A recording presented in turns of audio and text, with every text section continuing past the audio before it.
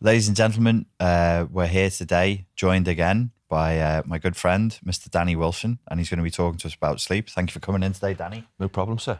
It's good to have you. It's always good to be here. It's always good to see you, sir. So we're talking about sleep today. We are. Apparently sleep is important for a human being. Well, yes. Yeah, I think important is probably a slight understatement. So we were chatting in the gym We were. after you battered me. No.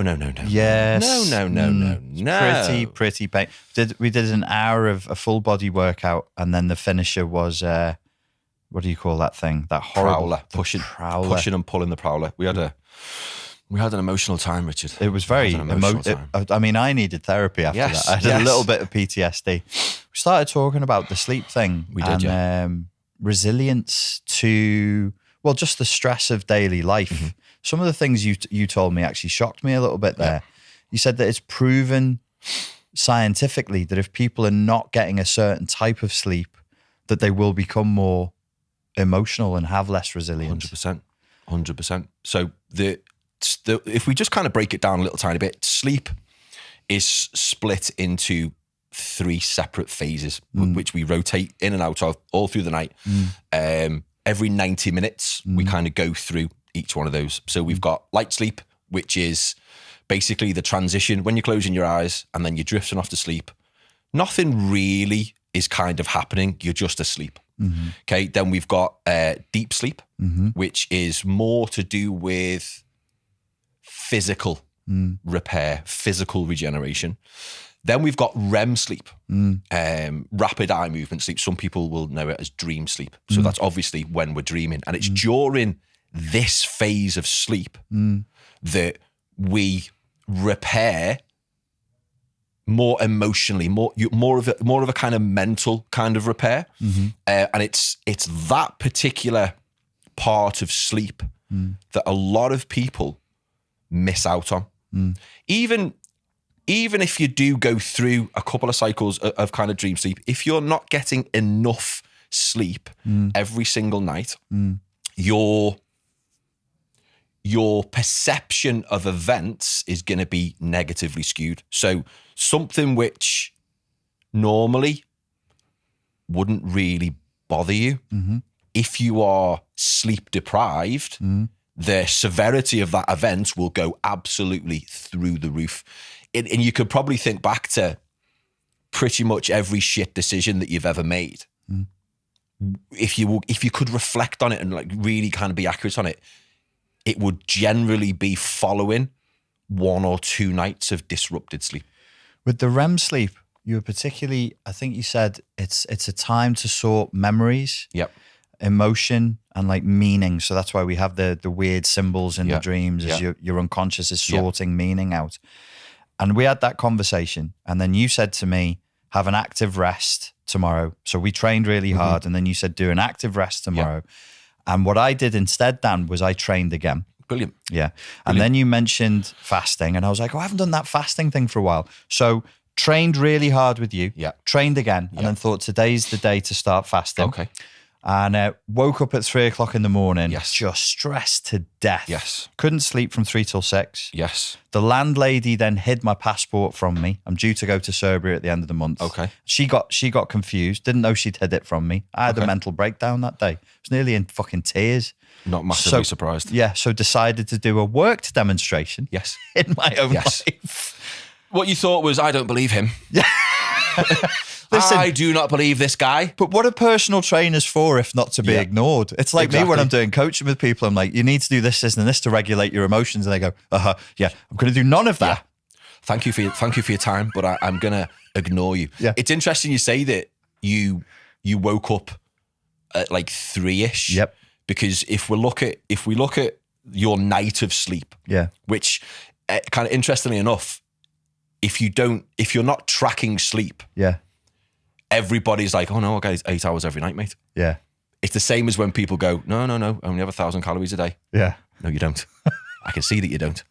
So people generally believe that they go to bed at 10, they wake up at 6, they get 8 hours sleep. Yeah. They absolutely 100% don't. Yeah. But if we were to kind of look at your entire night's sleep, the first half of the night is more dream sleep heavy. So you're still going through these cycles. You're still getting light, deep, and REM sleep, but you're going to be spending a bit longer in deeper sleep. Yes. Which means that the second half of your sleep opportunity is more heavily REM based. So from 2, 3 in the morning, that's where we have all the crazy dreams. That's where we make sense of things that have happened in the day. That's where we file memories from our short-term memory to our long-term memory. So it clears out the short-term memory. Which is basically what you've just said there that's therapy. 100%. You're filing. It's 100% therapy. You are during that particular phase of sleep, your heart rate and your brain activity is as if you're doing a workout. Is it really? You mentally you're giving it beans, right? And that's why your body paralyzes itself. Your brain will just shut all movement off, so you don't act your dream out and you're not kicking and punching people. Because I see. So you're going through this whole virtual reality simulation, and your body goes right. Shut them off, so they don't. So it's just your brain and your eyes are going like that, but your entire body is just completely paralyzed. And you're saying your heart rate goes from it's sleeping, and then it observably spikes up again. Oh yeah, it's like you're awake. It's like you're fighting. If you're having a dream where you're fighting, which I always do, and I'm 99% you do. We always win. Yeah. Your body is basically acting it out. Your brain waves are it's like your peak mental state. You're just alive. And what we're saying is you need this to sort through painful memories, to sort through trauma, arguments, confrontation. Yeah.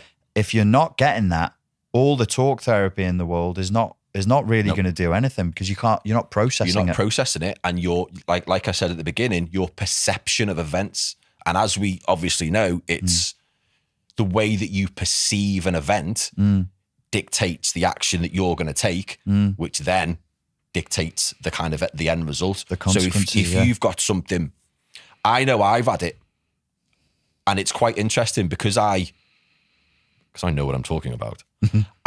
I see it in myself.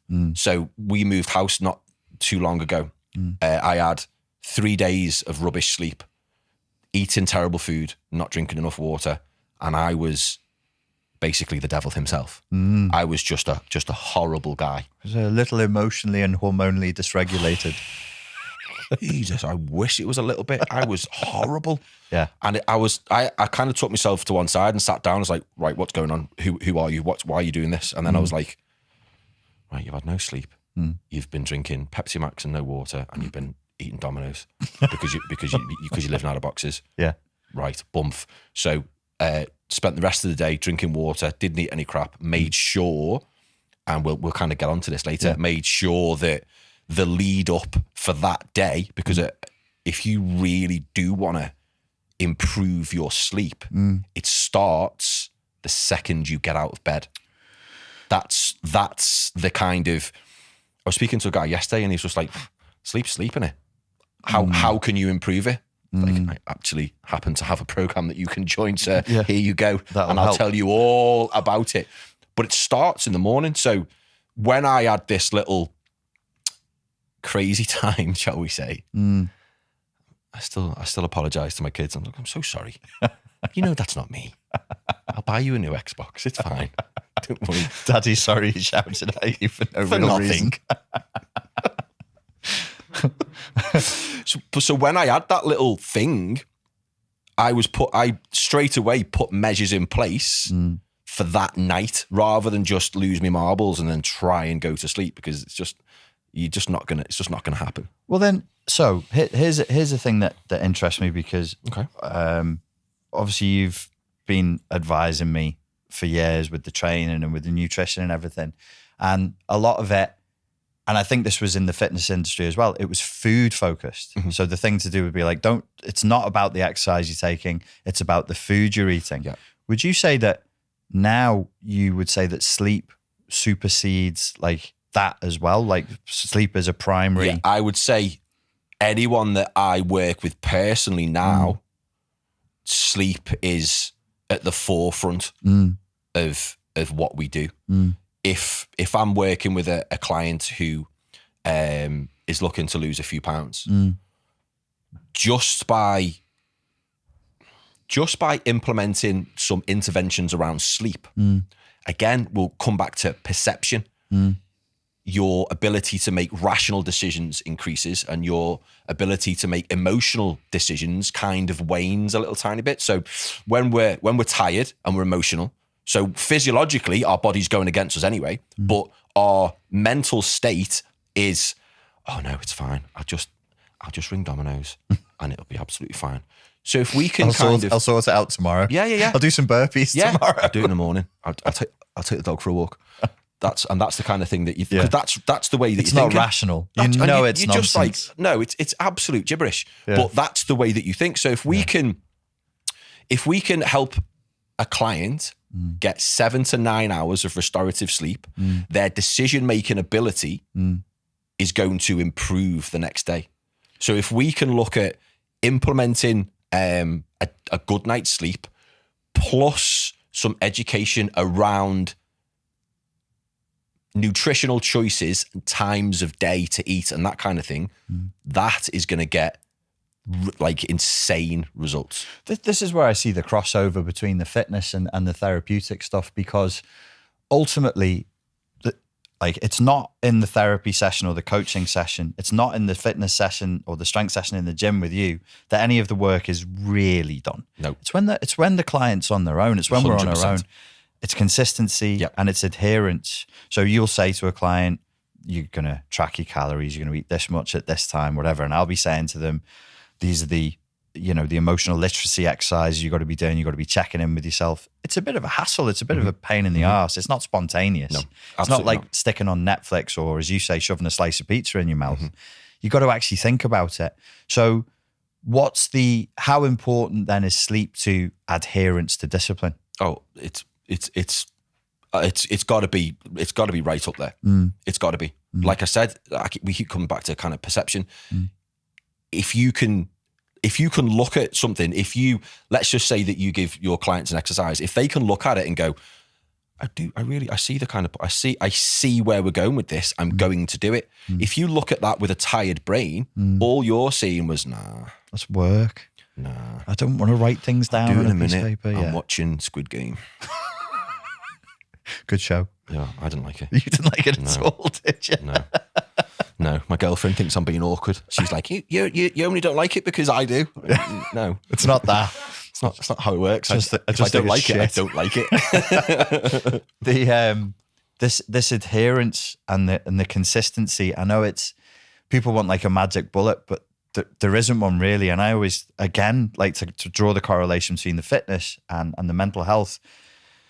Obviously, if you're overweight, it took you a period of time to get there. 100%. Nobody gets fat overnight. No. So if you've had 6 months of eating crazy, same with the trauma, like it's 6 months or it could be 6 years of a traumatic environment or a calorie dense environment, let's say, to draw that correlation.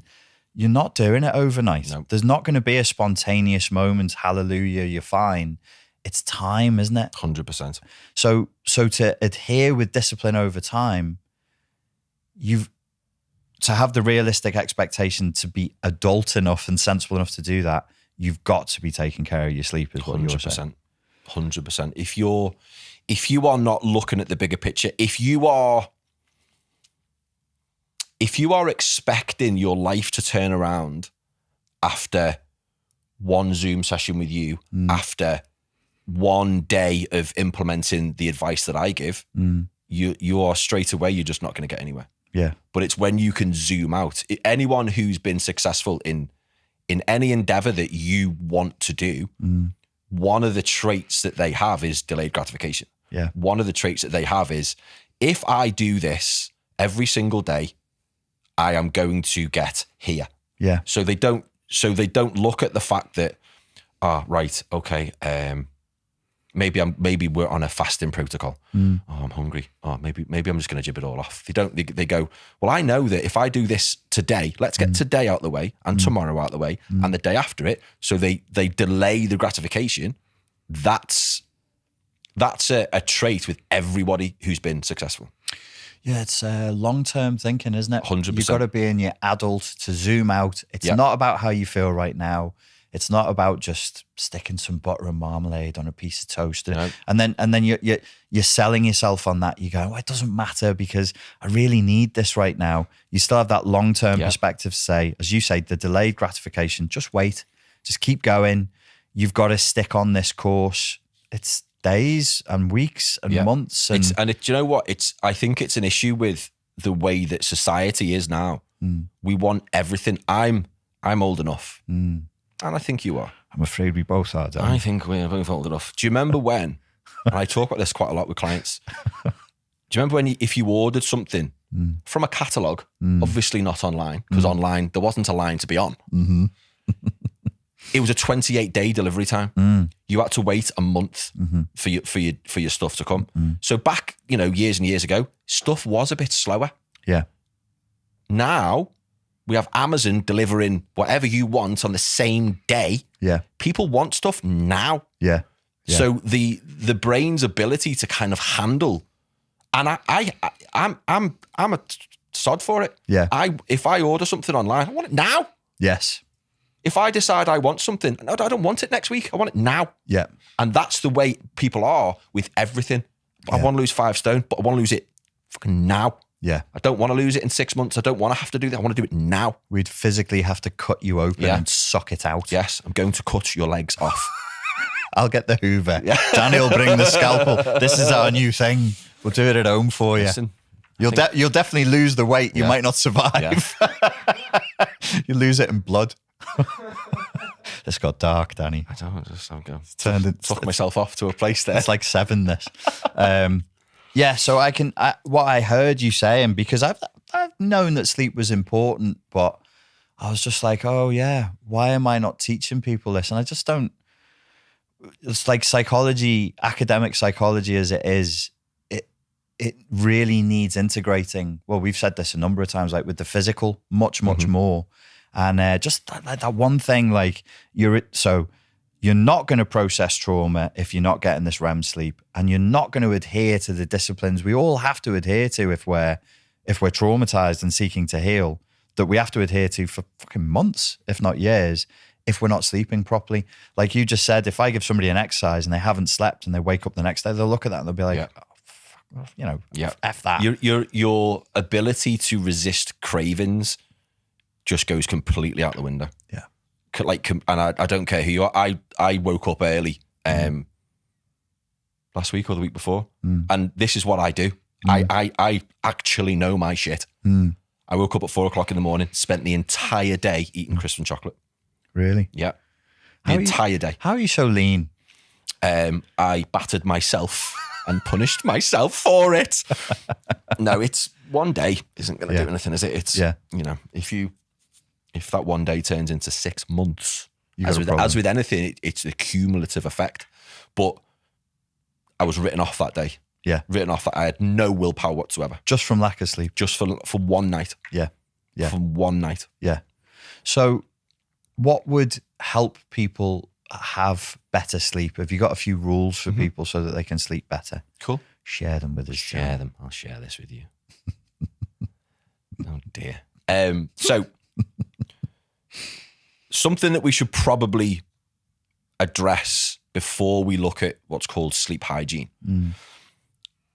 If you don't believe that you can sleep, if you tell everybody who will listen, I'm a shit sleeper, I'm a terrible sleeper, I don't sleep, all the sleep hygiene in the world is not going to help you.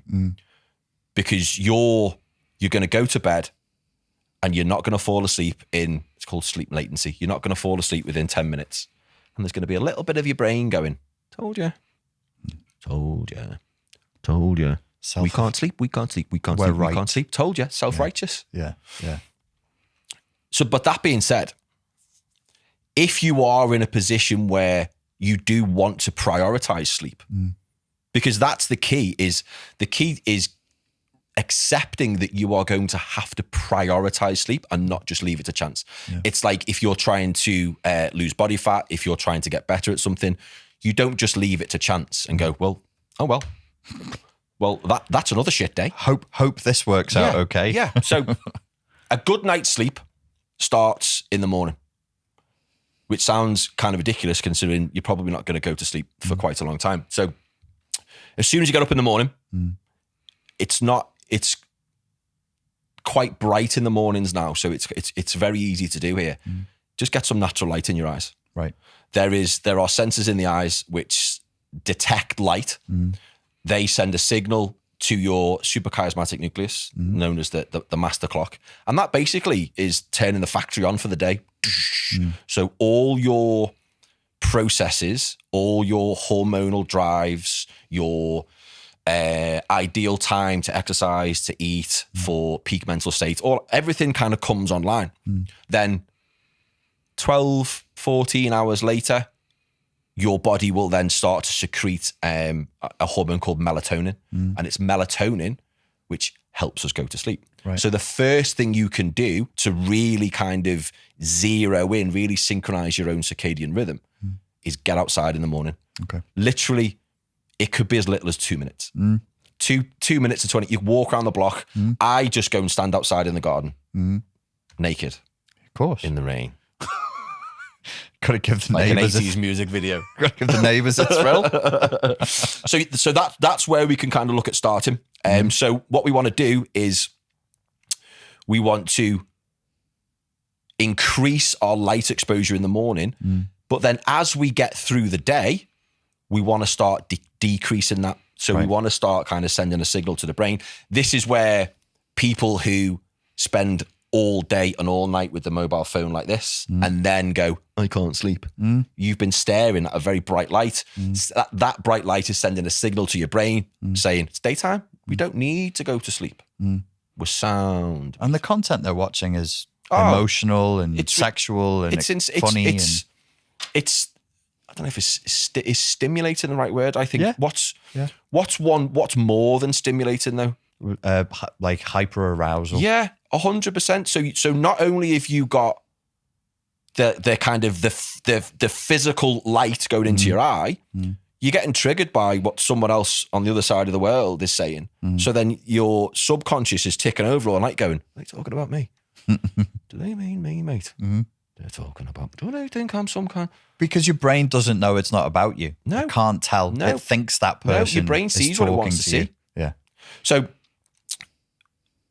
light in the morning, limit the light in the evening. Turn your screens onto night mode. Wear sunglasses in the afternoon. I know you wear sunglasses 27 hours a day.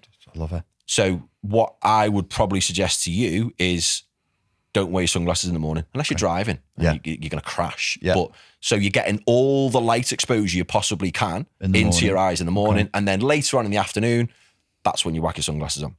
So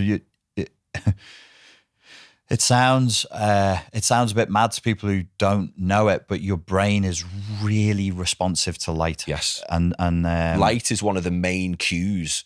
You call it Zeitgeber, is one of the main cues when it comes to the sleep wake cycle. So it sounds daft, but I remember getting that advice, and it actually works. So in the last 2 hours before bed, you should be dwelling in and the house should be in like twilight. Yeah.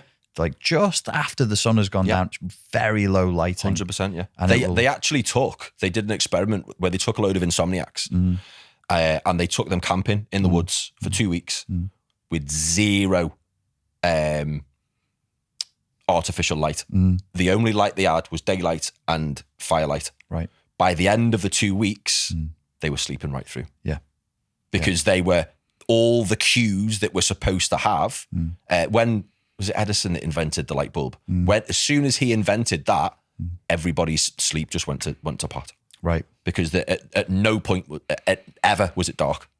Somebody in the comments is going to be like, no, Edison stole that from Tesla. Or okay. Some fella invented a thing. There was a guy who did a thing. He was an old fella. Who ruined another thing. And he stole it and whatever, So that's light.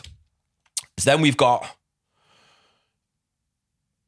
for our bodies to actually initiate sleep, we need to drop our brain temperature, our body's temperature by a couple of degrees. So something that you can do, which sounds counterintuitive, if you have a hot bath 2 hours before you go to sleep, what that's going to do is that's going to massively increase your body's temperature so that when you get out of the bath, your body is going to be radiating heat at a rate of absolute knots. So your temperature is going to drop just enough for you to go to sleep. Sorry, I'm laughing. It's because I know that you take baths and you usually send me a WhatsApp message when you're in the bath. He doesn't say he's in the bath, but he'll send me a message, be like, something about training or business, and also splash, splash, splash in the background. I'm like, why do you message me? You're obviously in the bath going, I think it's time to message Richard. I think it's time to talk to me, our mate, Ricky Doo-Doo. I know, it's mad, isn't it? That's what I do my best thinking, mate.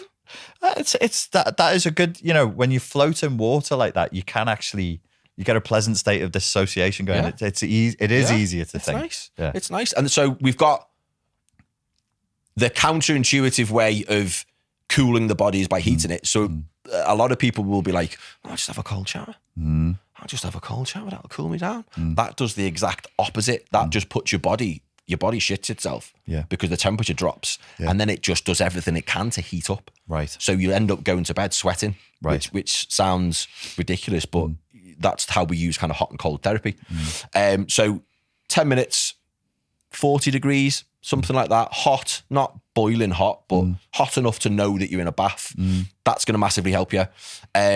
Not eating 3 hours before bed. I know this is something that made you go, yeah, I'm terrible for eating at night. Yeah. Do you mean anything?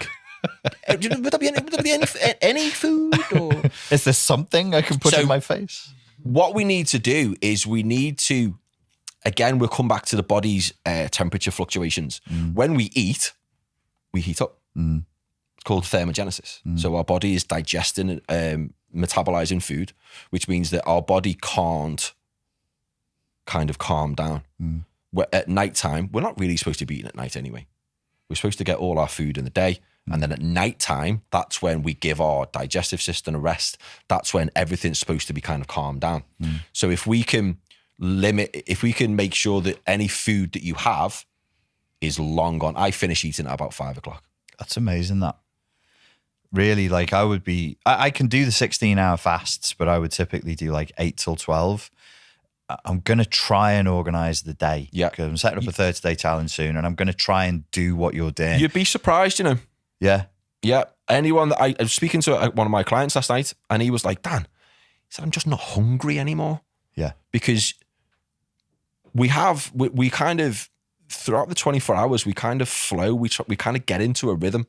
So when you first, it's called time restricted eating. When you do first get into flipping the fast on its head, if you like, yeah, you are hungry because habitually, while Coronation Street's on, you have a bowl of cereal. Of course you do. Habitually, that's when you eat your Haribo. That's when you eat the stuff that you probably know that you're not supposed to eat. Yeah. But once you flip that around, your hunger cues just kind of lessen. They did some studies and they found that there's a hunger hormone called ghrelin. Yeah. And that ghrelin is what, when your stomach goes, that's ghrelin going, come on. Ghrelin growling. Give me some food. the ghrelin signal in the evening, once you get into time restricted eating, it lessens. So you're not hungry. I'm not hungry after 6 o'clock.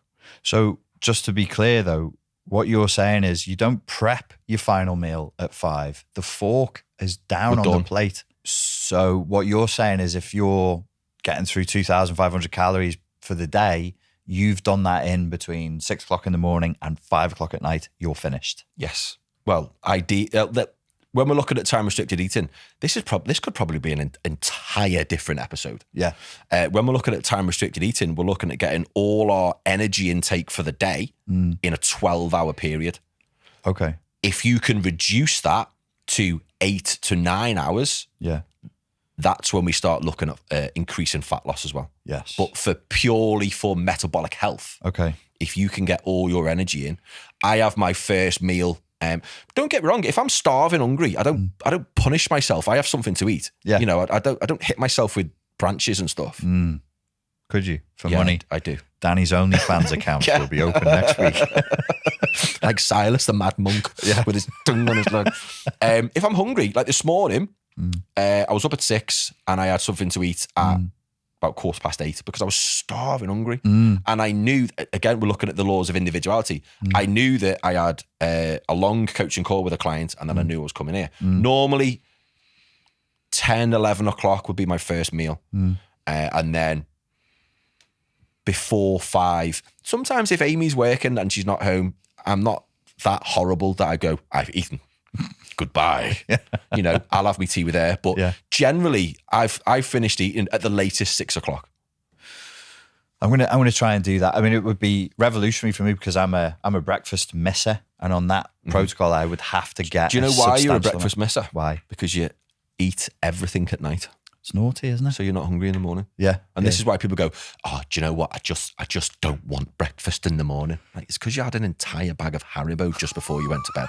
That's why you're not hungry, No, it's not. It is. It is. It is. And don't get me started on the family-sized bag of Doritos that you also had. So you're going to bed not hungry and then waking up in the morning giving it big licks like, I just can't eat breakfast in the morning. It makes me feel sick. It's because you're still full. Yeah. You're not in a post-prandial. Post-prandial, yeah. Yeah, you're not there yet. If you can flip that around, you won't be hungry. Amy's 50 kilos and just is like, there's like nothing of her. But she doesn't eat a lot of food, but she'll have a bowl of Frosties at like 8 o'clock, something like that. In the morning? No, at night. Oh, at night. She'll have a bowl of Frosties at 8 o'clock at night. Yeah. And I'm seething. I'm like, do not listen to anything I say. But I'm not hungry. I don't go, fuck. At first, I was like, and anyone that I work with the same, anyone, as soon as they start implementing it, like, this is shit. I am starving. But then within a couple of weeks, their hunger pattern moves to earlier on in the day. So you get up, you have a high protein breakfast, then you have a high protein lunch. And then for your evening meal, you know, you could look at having a higher protein, higher carbohydrate meal and you're done.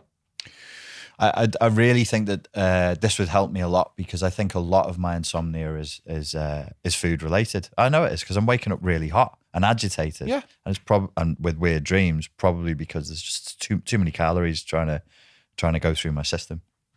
So the baseline rule for most people would be 3 hours before sleep. You should have finished your last meal. You should be done, yeah. But you're saying this is a slightly different thing. This is like for real metabolic health. Yeah, 5-6 o'clock. Yeah, well, it all depends what time you go to bed. And again, it's very individual. I work with people who've got kids who are like, Dan, listen, I get what you're saying, but I just can't do that. So we adapt it then. So we go, okay, let's bring your first meal a little bit later, and then because obviously one thing that we like to look at is the family dynamic. You're not gonna the last thing you want is for people to be like, I know you're eating fish fingers and chips, kids, but I'm having this lettuce and that's it. Because then you just alienate yourself. A spoonful of tuna. I'm having this. I'm going to lick this almond. It just doesn't work. It just doesn't work. So, in terms of the timing of sleep, I know it won't match everybody's lifestyle, but is there an optimum time for a human being to go to sleep? There's not an optimal time, as in 9, 10 o'clock, whatever. But we do know that 7 to 9 hours is the kind of benchmark. The majority of people, if they could get 6 good hours, that's something that we can build on.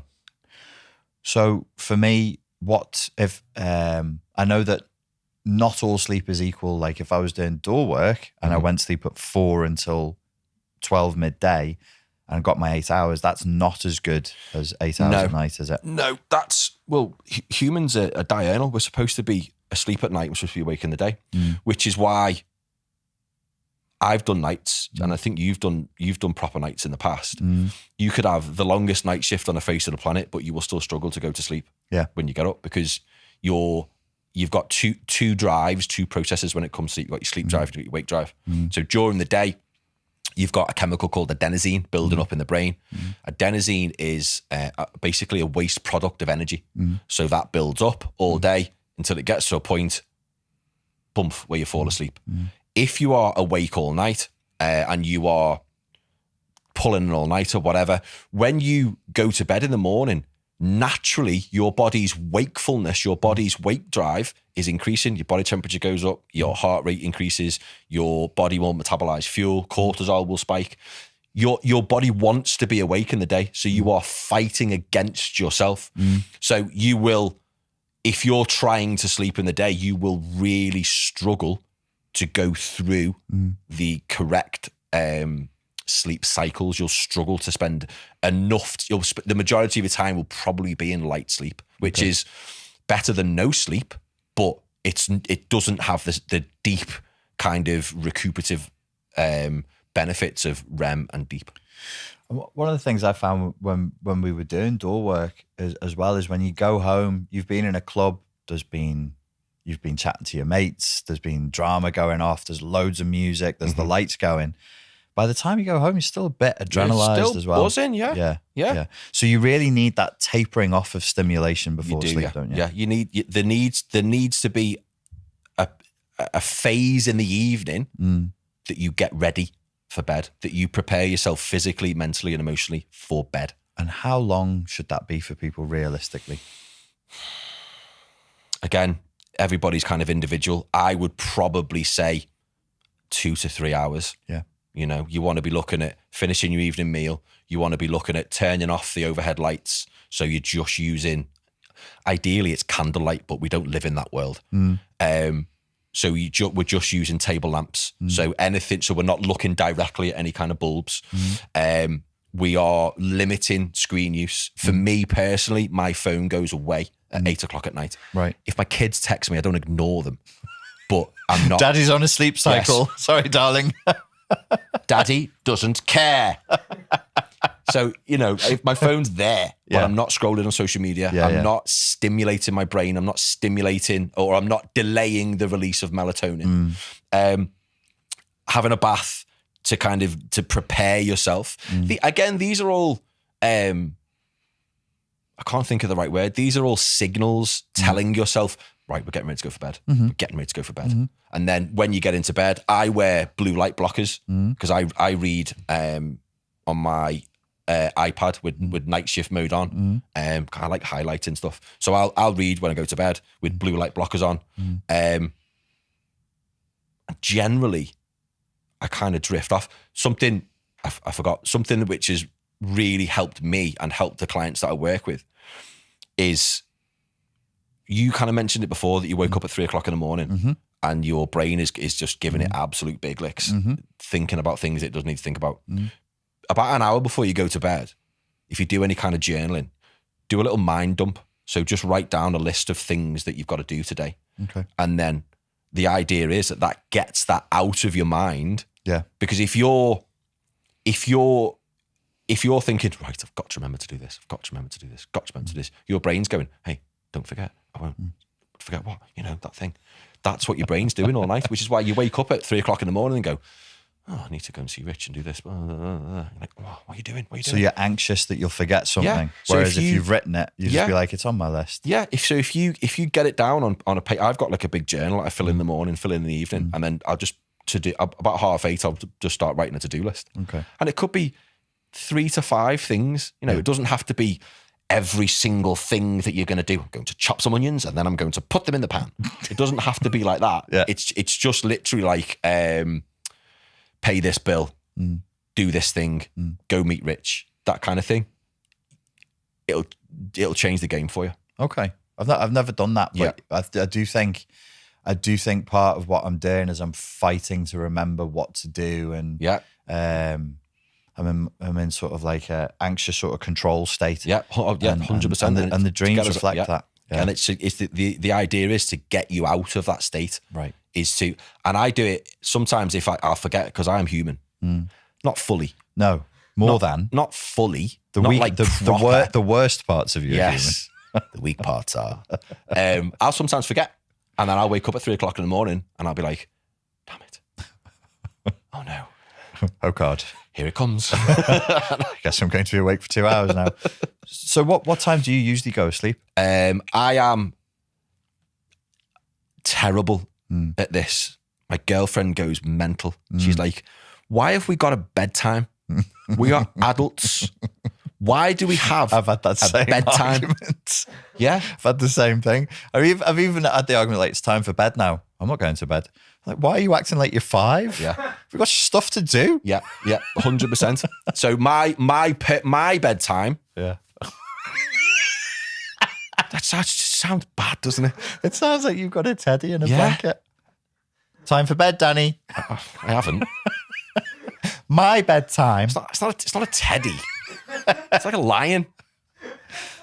Me and my lion are going to bed now. Come on, Rory. Rory the lion. Time for bed, Rory. 9:25. Really? Yeah, 9:25. And you're off. You go up to bed. Yeah, and I say, you can come or you can stay. It's up to you. And she's just like, okay. Said literally the same thing. Yeah. You're going to stay here and watch TV, It's are you? completely up to you what you do. Do what you want. 9:25. 9:25, I'm up the stairs. I'm not that bad a person to be with. 9:25, I'm up the stairs, clean my teeth, get into bed, and about little nightcap on. Yeah, wee willy winky by candlelight. Winky. And then before 10 o'clock, my eyes are closed. And can you get to sleep easily? Yeah. And that's 7 days a week. I can get to sleep easily. My problem has been this thing of staying asleep, but I would typically be like midnight. And so what you're saying is it's not, if I go at midnight, it's not terrible, but it's not as high quality sleep as if I'd gone off by 10. No, you're missing out on a good amount of deep sleep. And that, the deep sleep, you said that's the physical. That's the physical, yeah. So if we're in the gym and we're trying to get gains, but we're not sleeping properly, just burning through the motor, really. Sleep is for the weak, apparently. That's what they say. Sleep when you're dead, which is ironic. Because if you don't, you will. You will be dead. I had something amazing to say then. I can't remember what it was. Hashtag hustle culture. I never really, I mean, with like, well, you got me into doing 75 hard. Mm-hmm. I've done a couple of them. The fasting, obviously with the training as well. If it's deprioritized, I don't think everybody would have got the point before. People are into the training that if you train really hard and then you try fasting on top of it, the thing that woke me up at 3 a.m, that would have been cortisol in response to the stress I was under. Is that true to say? Maybe. Cortisol wakes you up. Cortisol's got this terrible reputation. And at the wrong time of the day, it's not ideal. But it's cortisol. Cortisol is a thing which is driving wakefulness in the morning, which is why you shouldn't really have a coffee as soon as you get up, because it's working on a different kind of system. Okay. So it's when your sleep drive diminishes and your wakefulness drive starts, your body will dump a load of cortisol in your system. It'll speed your heart rate up, it'll metabolize fuel, and it'll raise your body temperature. So it's cortisol is vital in the morning to kind of wake you up. So whether it's the cortisol or not that's keeping you awake, it's probably just the fact that whenever people wake up in the night, it's generally to do with temperature or light or noise. So I live on quite a busy road. So I actually recorded myself sleeping for a few nights, but it was just ruining me. It was just, my screen time was going through the roof and it was just driving me bananas. And probably 5 or 6 times a night, a car would go past and it was like the car was in the room. Really? It was so loud. Yeah. And that kind of correlated when I looked at my sleep data. It's like, well, you're waking up there, you're waking up there, you're waking up there. So now I've made a few kind of adjustments and I don't wake up anywhere near as much. Okay. So with you, I don't know where you are now, but in the past, I know that you've lived in some pretty noisy places. Ibiza was noisy as there you go. Fuck. So you are disturbed, and then especially you being you and a maniac. Yeah. I don't sleep. I'm easy to wake up because of things that we've both experienced.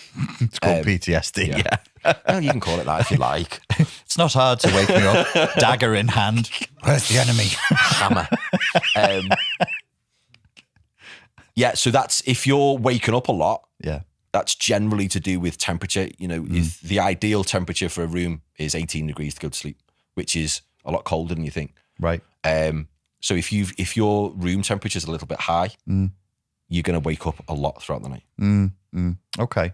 Yeah, 18 degrees C is actually, it's pretty. It's fairly cold. That's cool. That's cool. You definitely need it's your colder. duvet. It's colder than you imagine. Right.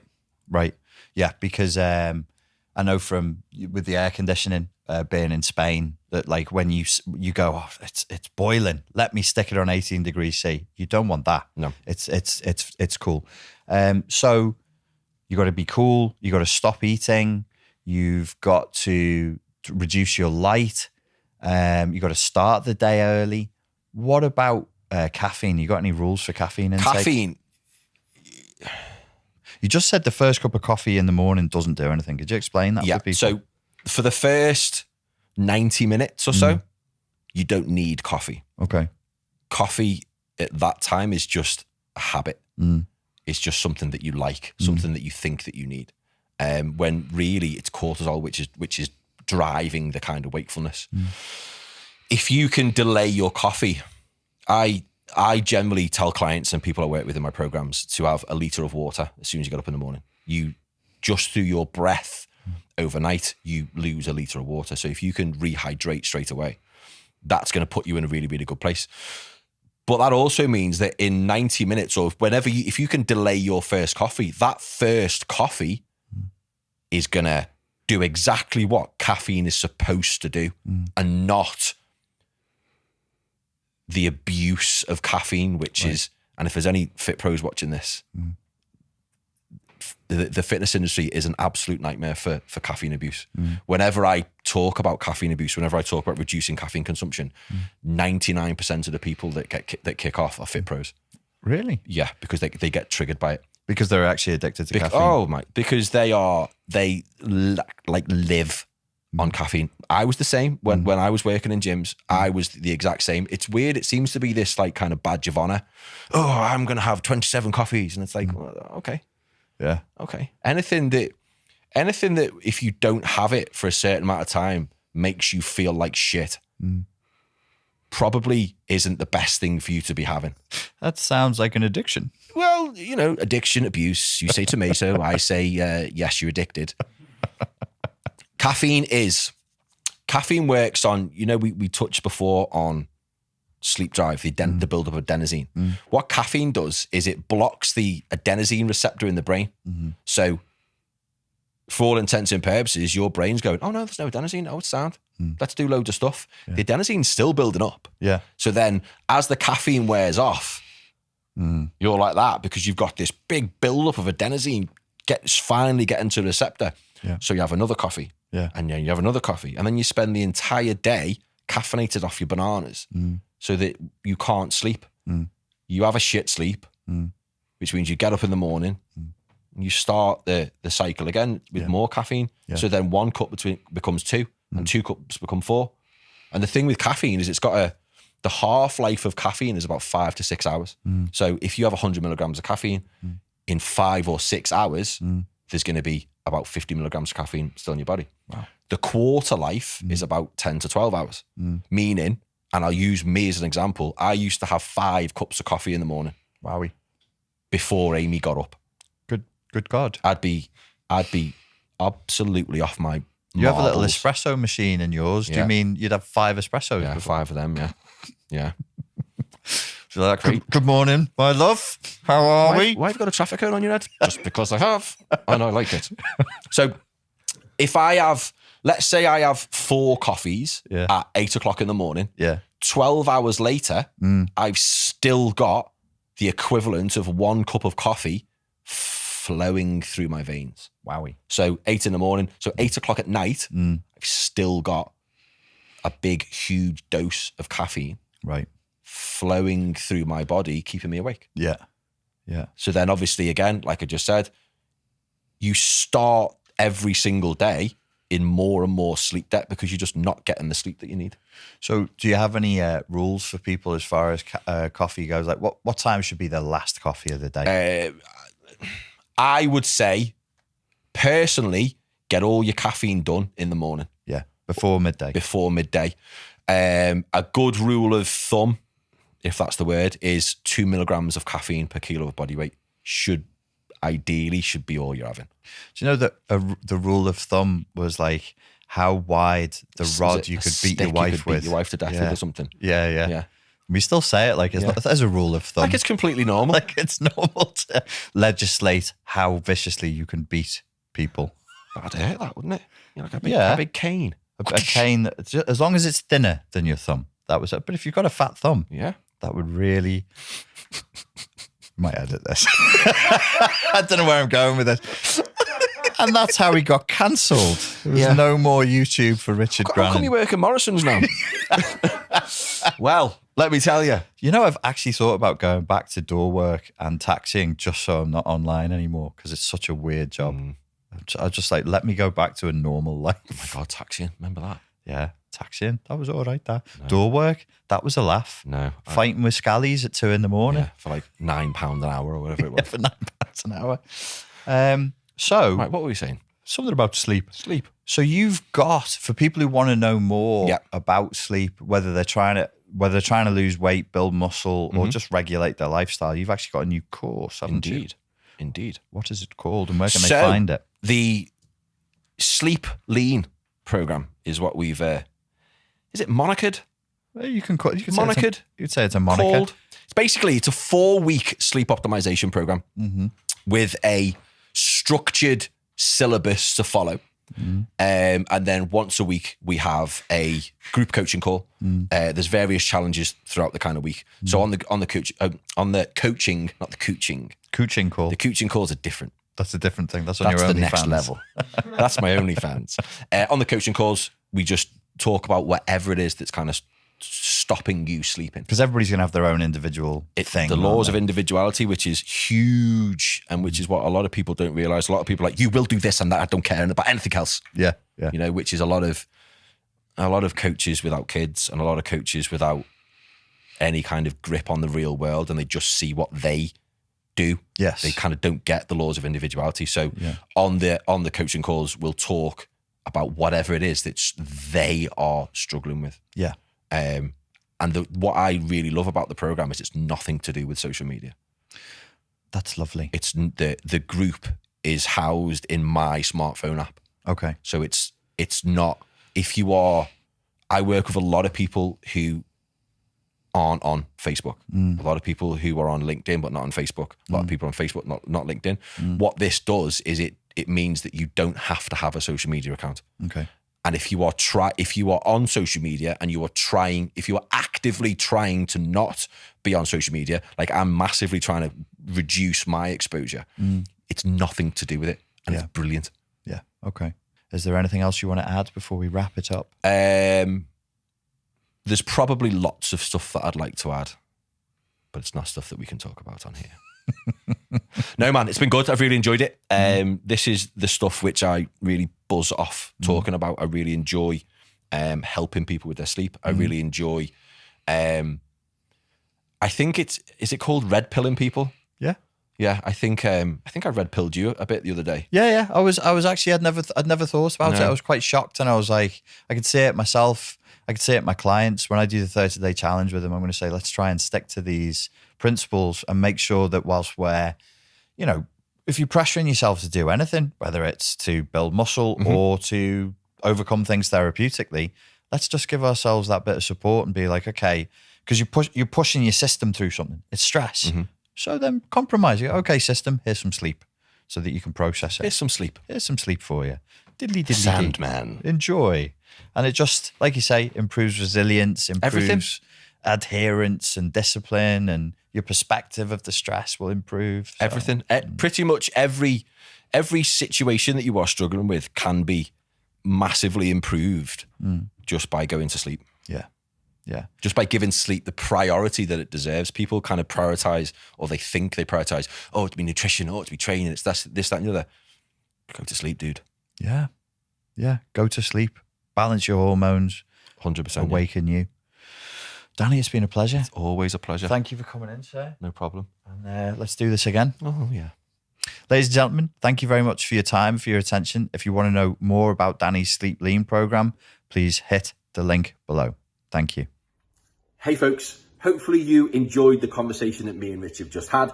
And if you feel like this is something that you could do with getting a handle on, we have a Black Friday offer. So if you click the link above right now, you will be able to join the program at a 50% discount.